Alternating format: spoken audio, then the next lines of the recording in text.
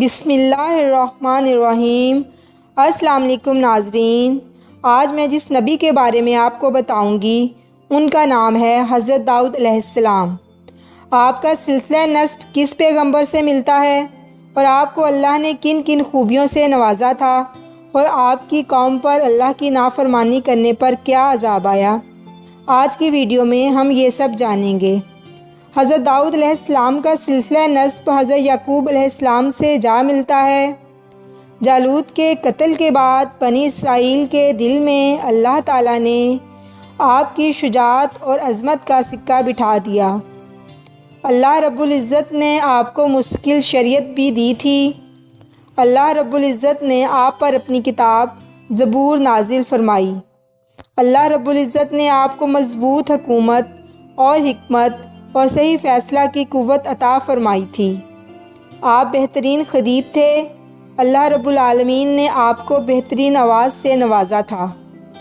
آپ کے دور میں بنی اسرائیل پر بندر اور خنزیر بنانے کی صورت میں عذاب نازل ہوا تھا۔ اللہ رب العزت نے آپ کے ہاتھ لوہے کو مثل دھاگے کے کر دیا تھا۔ آپ روز کی ایک ذرہ بنا کر بیچا کرتے تھے، اس پر آپ کا اور آپ کے اہل و عیال کا گزر بسر ہوتا تھا۔ آپ علیہ الصلاۃ والسلام کا انتقال 100 برس کی عمر میں ہفتے کے دن ہوا۔ قرآن کریم کے اندر سورہ بقرہ، سورہ نساء، سورہ انعام، سورہ اسراء، سورہ انبیاء، سورہ نمل، سورہ سبا اور سورہ صاد کے اندر آپ کا تذکرہ آیا ہے۔ آپ کے دور میں اللہ نے بنی اسرائیل پر بندر اور خنزیر بنانے کی صورت میں عذاب نازل کیا تھا۔ اللہ نے اس قوم جس پر اپنا دردناک عذاب نازل فرمایا اور اس قوم کے تمام نافرمان لوگوں کو بندر بنا دیا۔ اس قوم کے لوگ کون سا ایسا گناہ کرتے تھے جس کی وجہ سے اللہ تبارک و تعالیٰ نے ان پر دردناک عذاب نازل فرمایا؟ یہ لوگ بندر بننے کے بعد کتنی دیر زندہ رہے اور ان کو کس قدر دردناک موت آئی؟ جب یہ لوگ بندر بن گئے تو یہ لوگ اپنے عزیز و اقارب کو دیکھ کر ان سے کیا کہتے تھے؟ اور کیا آج کے دور میں پائے جانے والے بندر اسی قوم کی نسل میں سے ہیں؟ ان تمام تر سوالات کے جوابات جاننے کے لیے ضروری ہے کہ آپ میری اس ویڈیو کو اینڈ تک ضرور دیکھیں۔ حضرت داؤد علیہ السلام اور ان کی قوم سمندر کے کنارے رہتے تھے۔ ان کی تعداد 70,000 کے قریب تھی۔ یہ قوم بڑی ہی خوشحال تھی اور اللہ تبارک و تعالیٰ کی فرما بردار قوم تھی۔ اس قوم کو اللہ تبارک و تعالیٰ نے بے شمار نعمتوں سے نوازا تھا۔ ہر طرف سرسبز و شاداب باغات اور ہریالی تھی اور اللہ تبارک و تعالیٰ کی بے پناہ کرم نوازی تھی۔ یہ لوگ اپنی زندگی میں بہت ہی خوش تھے۔ حضرت داؤد علیہ السلام کی قوم سمندر کے کنارے رہتی تھی تو اللہ کا ان پر یہ خاص کرم تھا کہ سمندر کے اس کنارے پر بے پناہ مچھلیاں آتی تھیں جن کا یہ لوگ کاروبار کرتے تھے اور بہت ہی خوشحالی والی زندگی گزارتے تھے۔ اللہ تبارک و تعالیٰ کی نعمتوں کی وجہ سے یہ قوم خوشحال ہو گئی تو اللہ تبارک و تعالیٰ کی نافرمانی پر اتر آئی اور طرح طرح کے گناہوں کے اندر مبتلا ہو گئی۔ اور پھر ایک دن اللہ تبارک و تعالیٰ نے اس قوم کا امتحان لینے کا ارادہ کیا اور حضرت داؤد علیہ السلام کو وحی بھیجی کہ اپنی قوم سے کہہ دیں کہ وہ سنیچر کے دن یعنی ہفتے والے دن مچھلی کا شکار کرنا بند کر دیں۔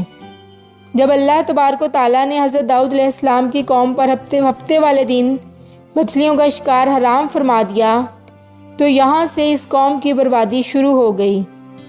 حضرت داؤد علیہ السلام نے اپنی قوم کو بتایا کہ اللہ تبارک و تعالیٰ نے ہفتے والے دن مچھلیوں کے شکار کو حرام کر دیا ہے تو وہ لوگ بہت ہی زیادہ پریشان ہو گئے، کیونکہ ہفتے کا دن ہی وہ دن تھا جس میں مچھلیاں وافر مقدار میں آتی تھیں اور خود بخود کنارے پر آ جاتی تھیں، اور باقی دن ایسے تھے کہ بہت کم اور نہ ہونے کے برابر مچھلیاں پکڑی جاتی تھیں۔ اس قوم کا گزر بسر چونکہ مچھلیوں کے شکار پر تھا، اس وجہ سے اللہ تبارک و تعالیٰ کا فرمان سن کر یہ قوم پریشان ہو گئی۔ یہ نہیں جانتے تھے کہ اللہ تبارک و تعالیٰ کی طرف سے یہ ایک آزمائش ہے۔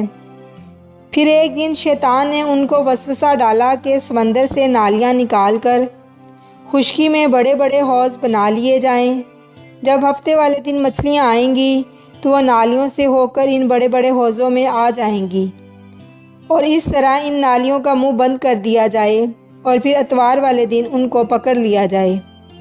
شیطان نے اس قوم کے لوگوں کو ورگلایا کہ اس طرح ہم ہفتے والے دن شکار سے بھی بچ جائیں گے اور مچھلیاں بھی ہاتھ آ جائیں گی اور وہ بھی پکڑی جائیں گی۔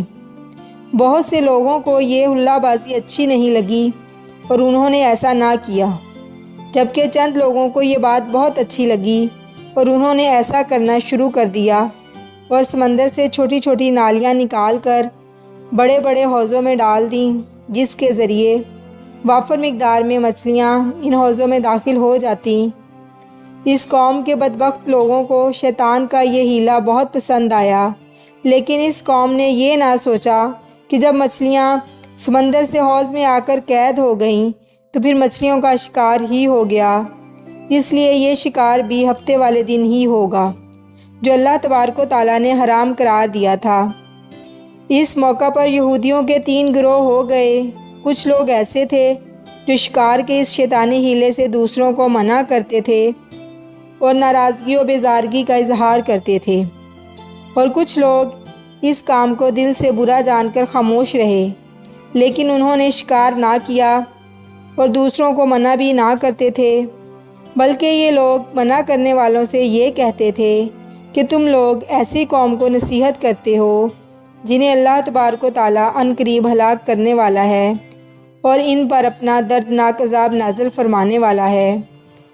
اس قوم کے کچھ لوگ ایسے تھے جو سرکش اور نافرمان لوگ تھے، جنہوں نے اللہ تبارک و تعالیٰ کے حکم کی اعلانیہ مخالفت کی تھی اور شیطان کے ہیلے بازی کو مان کر ہفتے والے دن شکار کرنے لگے۔ یہ لوگ اللہ تبارک و تعالیٰ کے حکم کی کھلم کھلا مخالفت کرتے تھے اور ہفتے والے دن مچھلیوں کا شکار کر کے ان کو کھایا کرتے۔ ان نافرمانوں کی تعداد 12,000 تھی۔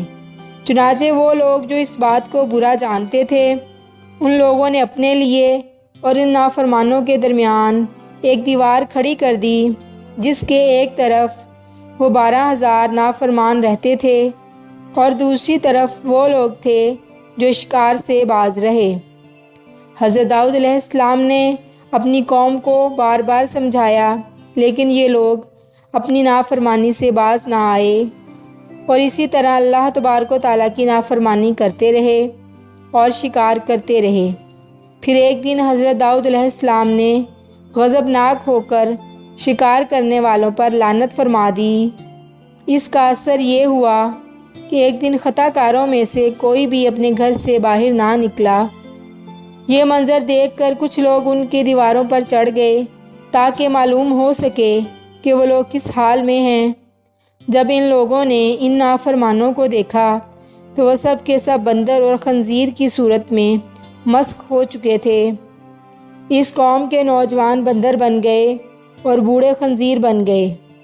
اللہ تبارک و تعالیٰ نے ان کی نافرمانی کی وجہ سے ان پر اپنا دردناک عذاب نازل فرمایا اور ان کو انسانوں سے بندر اور خنزیر بنا دیا، مگر ان کے چہروں سے پتہ چلتا تھا کہ یہ کون کون لوگ ہیں۔